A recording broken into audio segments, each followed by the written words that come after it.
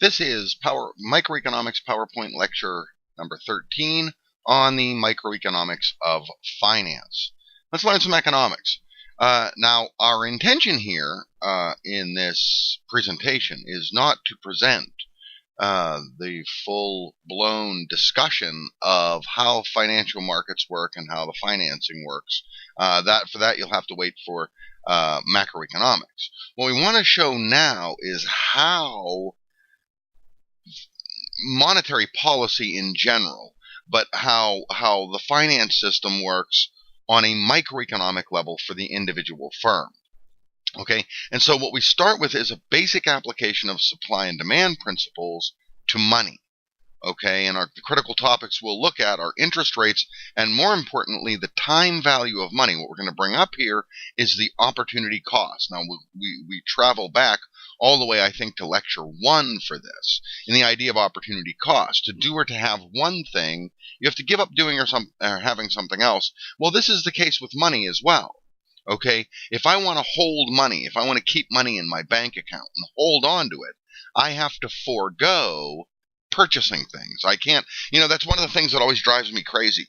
Every day I go to school, I take a shortcut through a parking lot of a grocery store, and the grocery store is incredibly inappropriately named Shop and Save. You can't do that. You can't both shop and save. You either have to shop, which is spending money, or save, which is not spending money. It completely refutes the entire idea of opportunity cost in economics. So every time I drive through there, my head nearly explodes. It starts shaking violently, and little puffs of white phosphorus smoke come out of my brain. And so I get through the parking lot as quickly as possible. Okay, that's opportunity cost. You can either shop or you can save. A similar problem happens to me when I go to Eaton Park, but I won't get into that because Eaton Park doesn't make any sense. I mean, don't you first park and then eat, so it should be called Park and Eat? But at any rate. Now let's just take a look at this. Basically, here what we're gonna translate into, we've been dealing with this all along, okay? Well, in this case, this is just a very simplified diagram. We want to think of money as any other commodity. Money is like any other commodity. You can buy and sell it, okay? Well, the price of money is interest rates. That's what money costs. And so here we've translated our basic supply and demand diagram to account for money markets. This is what supply and demand in a money market would look like. You have the supply of money, the demand for money. You have interest rates. You have the quantity of money in the system, okay? And again, it's not our intention here to give a full-blown explanation of how the monetary system of the United States works, or the Federal Reserve, or any of that. What we want to show is what happens on a microeconomic level. Okay, so interest rates are the price of money, the price of borrowing. It's the opportunity cost of spending. Okay, if we spend money, we can't lend it out. Okay, if I spend money, right, it means that I can't earn interest rate by lending it out. Now, how I lend money out is I give it to a bank to lend out, which is one of the other things that pisses me off, is that, I give my money to the bank, and what does the bank do with my deposits? Well, the bank with my deposits doesn't leave it in a drawer in the back. They loan it out, and they earn interest on that.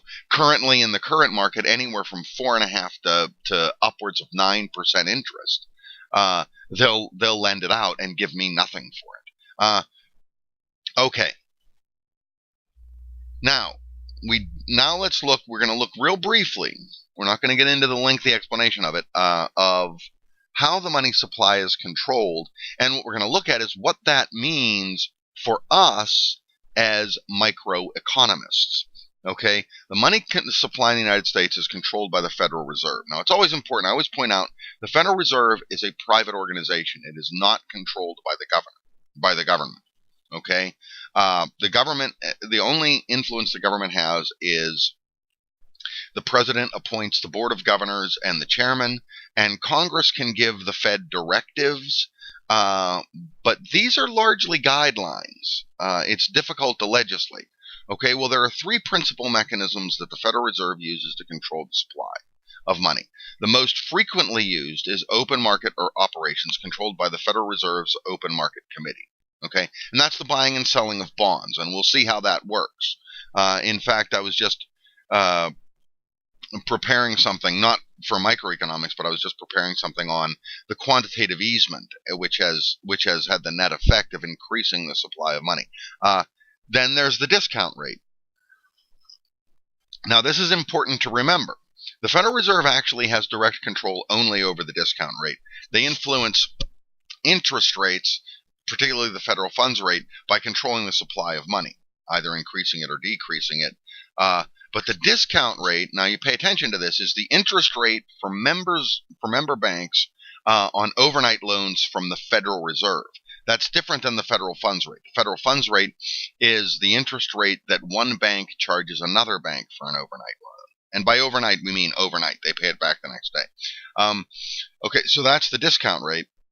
And then finally, you have the reserve requirement. The reserve requirement is the percentage of bank reserves required by law to be held on reserve at the Federal Reserve Bank. Okay, there are 12 different Federal Reserve districts, and all of the banks in that area have an account at that district Federal Reserve. Here in Western Pennsylvania, we're in the Cleveland Federal Reserve District. And so all of the banks, the bank that you bank at, is forced by law to keep a certain percentage of their deposits at the Federal Reserve Bank in Cleveland. Okay?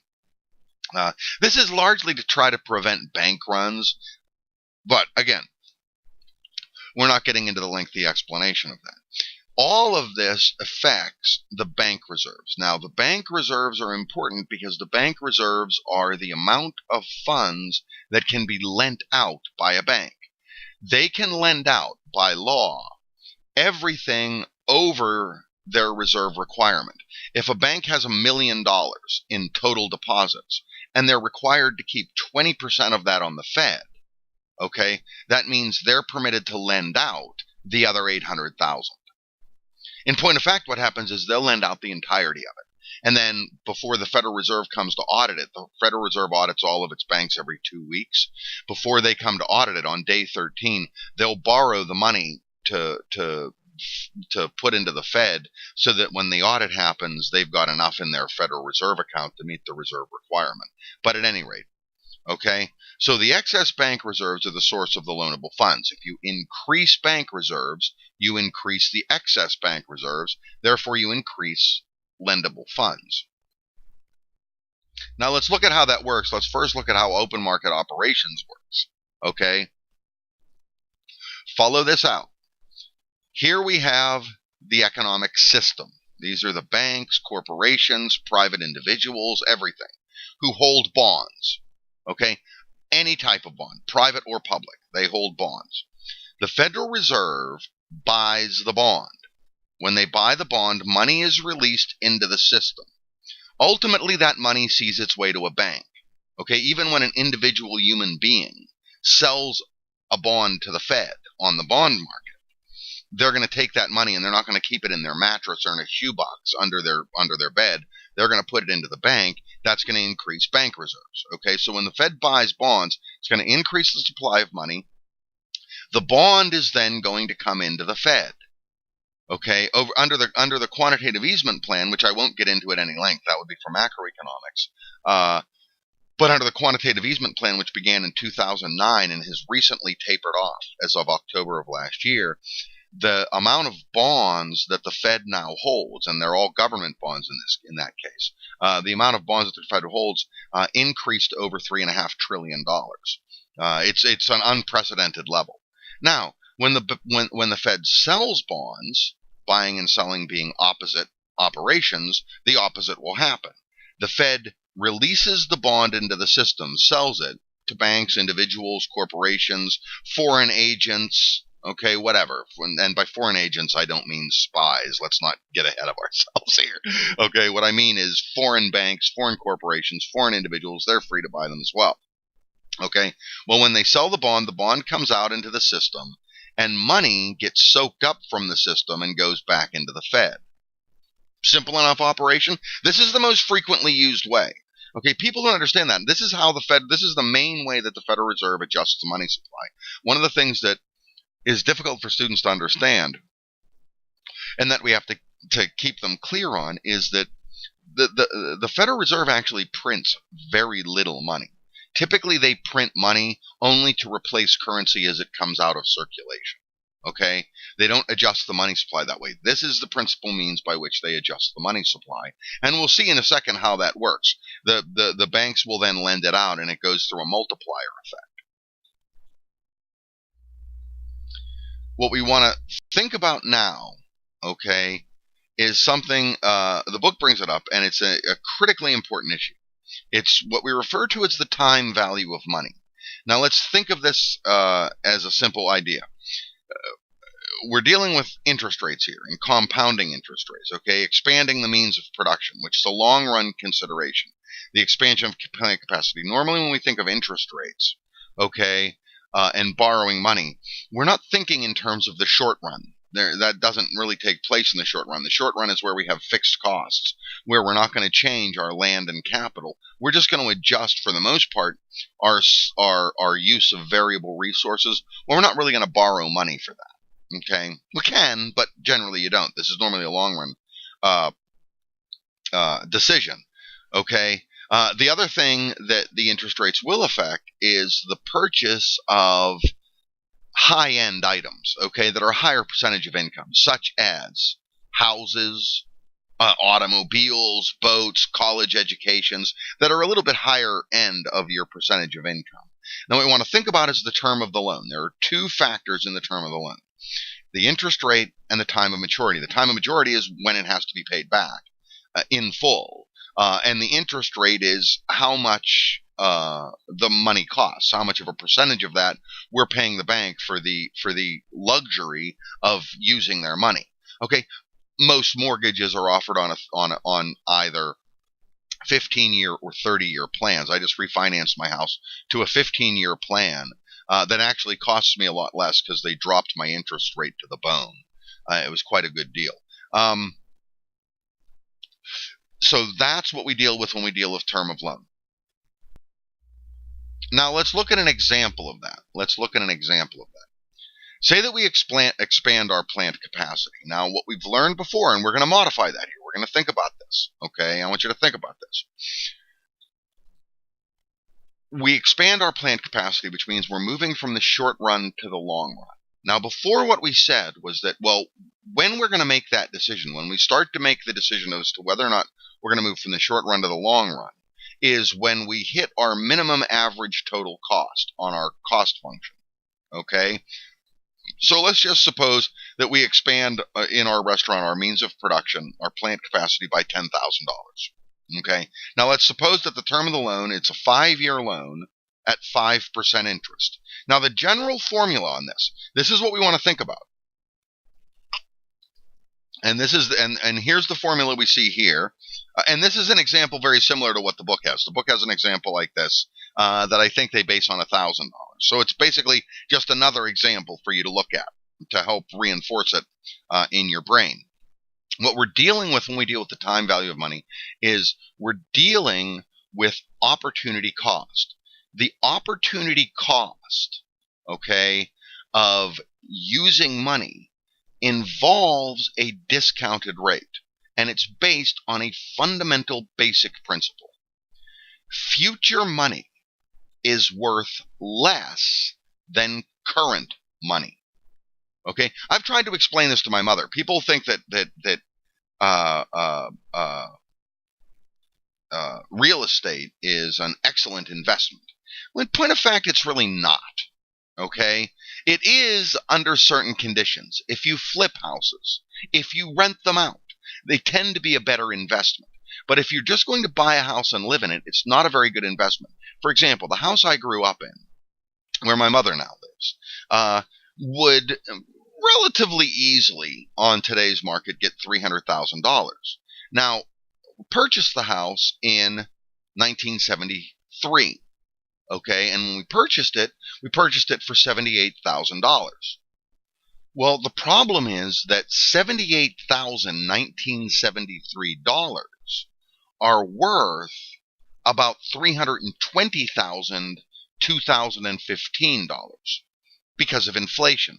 We're going to see a very similar effect here as the result of interest rates, okay, and as a result of inflation. The basic idea is that whenever I decide to do anything with money, in this case, in the case of this example, expanding my plant capacity, I have any number of other uses to do with that money, okay?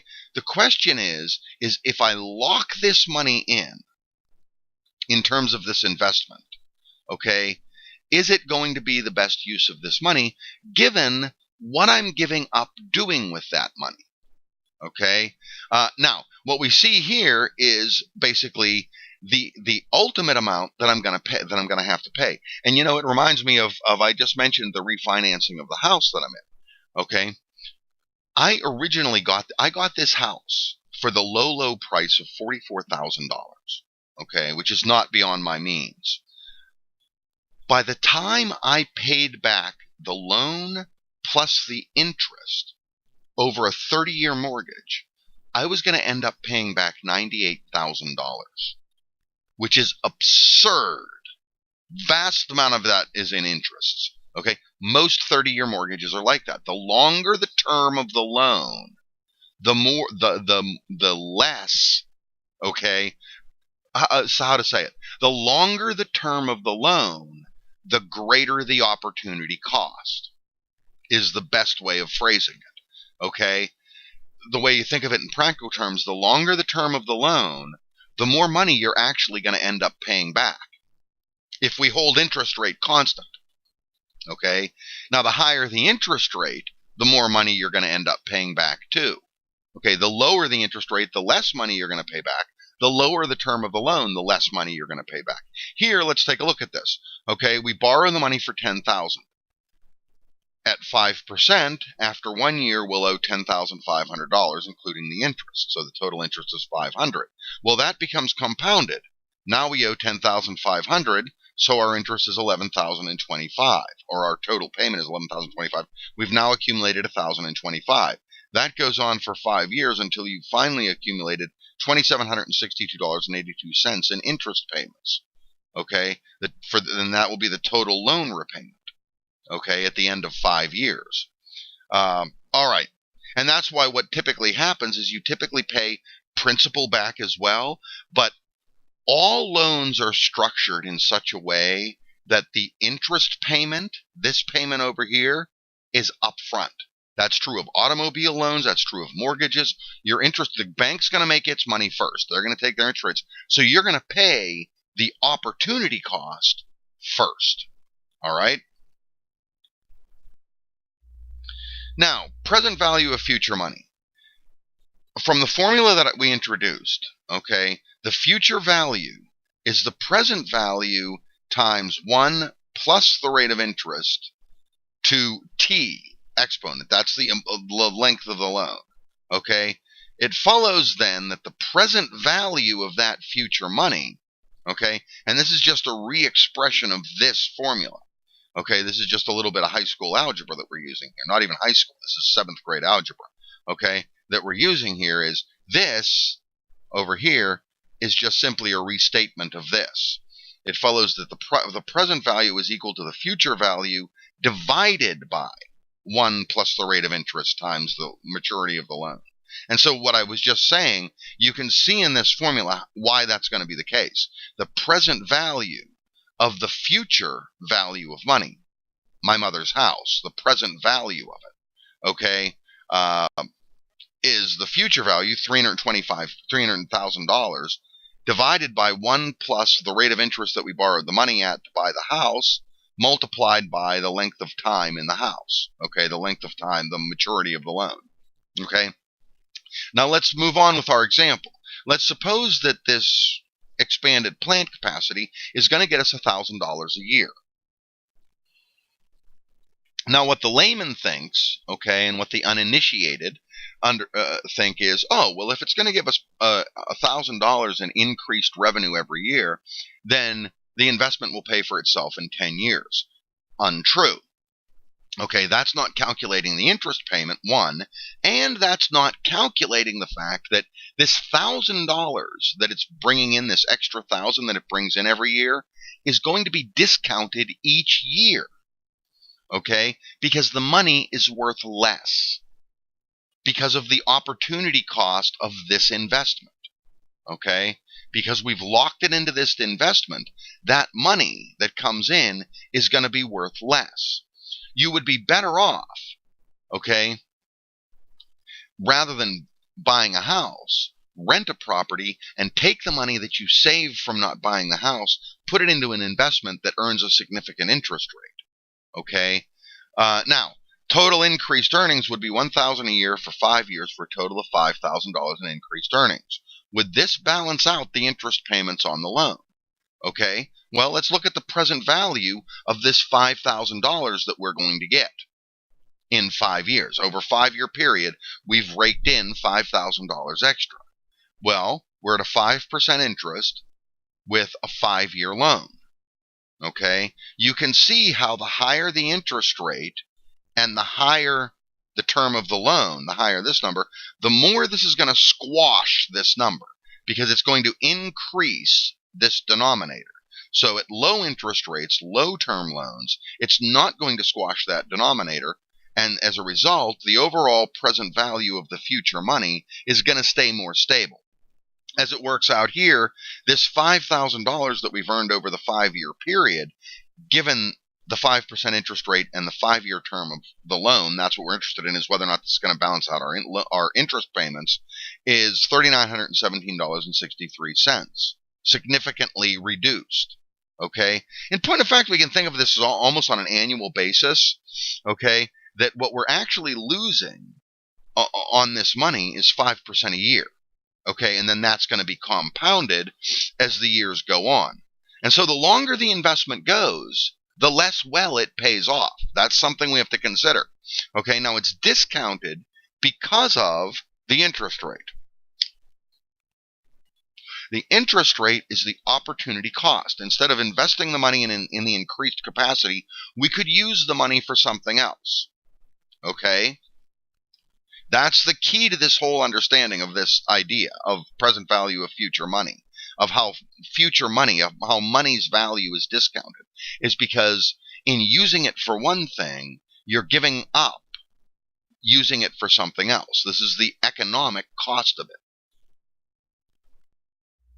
Now, when we deal with economic profits, as we've learned before, include opportunity cost. This is what makes it different than normal profits or accounting profits. Okay? Now, in calculating the economic profit from the plant expansion, we must consider the present value of the future earnings and the compounded interest paid on the loan. So from the example, given the length of the maturity loan, our actual economic profit of the investment is, we calculated this is going to be our total interest payment. This is the present value of the future earnings from the investment over the 5-year period of the loan. So we're going to end up paying $2,762.82 in interest rate in interest payments. We're going to end up earning this much. That's the actual value of the money that we earn in the future over this 5-year period, for a net profit of $1,154.81. Okay, which if we put it into the principal, then to pay the first $1,154.81 of that 10-year of that 5-year loan, of that $10,000 loan, we've only paid off $1,154.81 in terms of paying off the principal. So it's going to take much longer to pay off the remainder of it, because as time goes on, this is going to get more and more reduced. Why is it going to get more and more reduced? If you go back to the formula, okay, you're still reducing the value of that future money. As time goes on, it's costing you more and more to hold that money. That money is becoming less and less, because instead of having put it into that investment, instead of having bought that plant capacity, that expanded plant capacity, you could have been doing something else with it. The longer the time goes on, the more that decision is going to cost you. Okay? Now, from this, okay? And this is what we were just talking about. From the present value equals, it follows that the higher the interest rate and or the greater the maturity time, the greater the opportunity cost. So once we've paid off our interest with the 5-year earnings from this, okay, which have been reduced because of the interest rate and the maturity, now we deal with this, okay? And what we're going to find out is that each year of that investment, it's going to be less and less. Why? Because the money is tied up in the investment. That 10 grand that we shelled out for the increased plant capacity could have been used somewhere else. The cost of not using it somewhere else, keeping it in the bank to lend out, okay, is right here. Okay, the longer it's tied up, the greater the interest rate. Okay, this is why Federal Reserve policy Federal Reserve policy, monetary policy, is so critical to us. If the Federal Reserve increases the supply of money, which is why we put it in at the beginning of this discussion, if the Federal Reserve increases the supply of money, it forces a downward pressure on interest rates. Interest rates, really for the last 6 years, have been the lowest in history. The federal funds rate is about 0.25%. Okay? They can't lower it any further. As a result, when that trickles out to consumers who are purchasing things and businesses who are purchasing things, it works out to be a very low interest rate, which means a very low opportunity cost of spending the money. The higher the interest rate, the more the opportunity cost of spending the money, because if you were to save it, you would get more interest. That's the basic idea here, okay? And then you see it played out here. This is what we've been talking about throughout. We face a higher opportunity cost the longer it's tied up in one activity rather than another, and we face a higher opportunity cost in spending the money rather than allowing it to earn the higher interest rate. So the present value of the future earnings from the investment becomes less the longer the investment goes, because of the money being tied up in the investment rather than being used for some other purpose. It's a simple enough idea to understand. It can get confusing, okay? It's easier to think about. Here's an easier way to think about it. Think about it based on the inflation rate, which is something we haven't brought in here. We're not going to bring that in because that's really the purview of macroeconomics. But we can touch on it just to highlight this point. If there is inflation, every year, my money becomes less valuable. It buys less. Okay? So the money becomes less valuable over time. That's the same basic idea. The difference is here, the reason it's becoming less valuable isn't because of inflation, isn't because the money's losing its value. It's because of opportunity cost, of using the money for one thing rather than for something else. And so finally, we resume our considerations regarding plant expansion. Okay, and this is what we kind of started this out with, was that originally we said, okay, you make the decision to expand plant capacity where the average total cost reaches its minimum point. That's not entirely true now we've seen, is it? That's not exactly all that we have to consider. We also have to consider the terms of the loan for expanding plant capacity. Now, probably the best way to do this is to not deal with that, okay? What we should do instead is, over time, as we build up profit, we take that profit and we take it in something where we face very little opportunity cost. Keep it in the bank, put it in a mutual fund, keep it in something that's interest bearing, okay? Then when it comes time to plant capacity, we liquidate that, and instead of borrowing money to expand our plant capacity, we simply liquidate that and spend it, okay? That's probably a better way to go. But when you're dealing with a large-scale facility where the expansion of plant capacity is in the hundreds of thousands or millions of dollars, that's a difficult prospect. Okay, you can't just, all of a sudden come up with, $5-10 million. You're going to have to borrow it. All right. And so that modifies our discussion of when to expand plant capacity.